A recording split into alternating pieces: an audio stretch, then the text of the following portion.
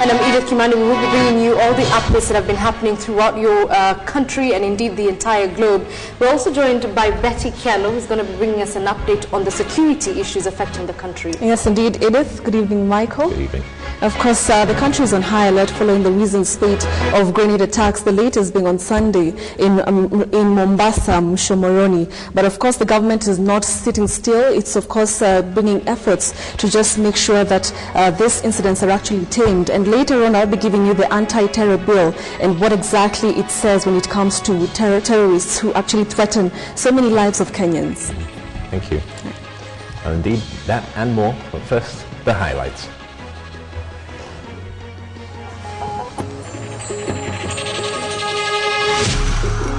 The President says no to party hopping, declines approval to law.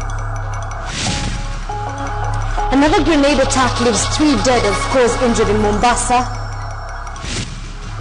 More than 450 people missing in a landslide along Kenya-Uganda border. And still on KTN Prime, government changes stack and stops Mao evictions.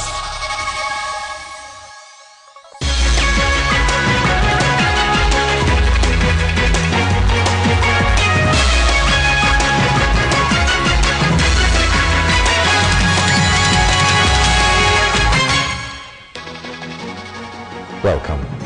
3 people have now been confirmed dead following the last night's explosion at a bar in Mombasa County.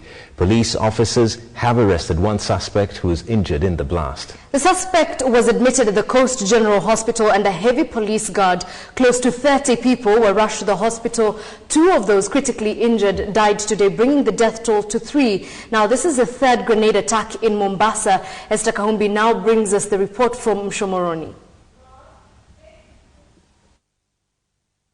The Coast General Hospital worked overtime all night Sunday, attending to about 30 people who were brought in nursing various injuries from the Mshomoroni grenade attack. 3 of them nursing serious injuries, now admitted at the ICU.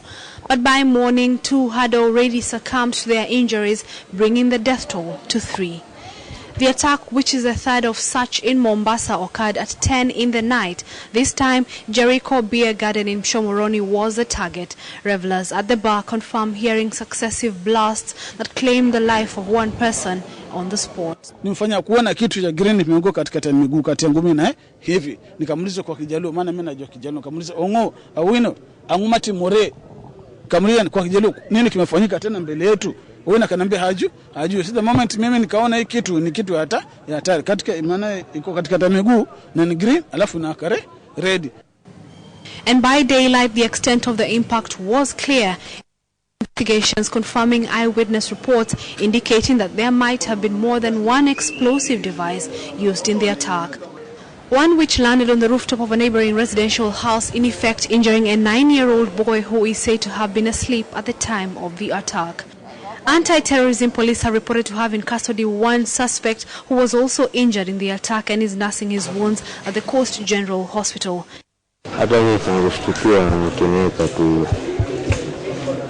attack coming just hours after the U.S. government issued a travel advisory to its citizens warning of possible attacks, an advisory which the Kenya government reacted harshly to, claiming that all was in place to ensure the security of its citizens. I don't know how many Americans are here in this particular bar. How many were they?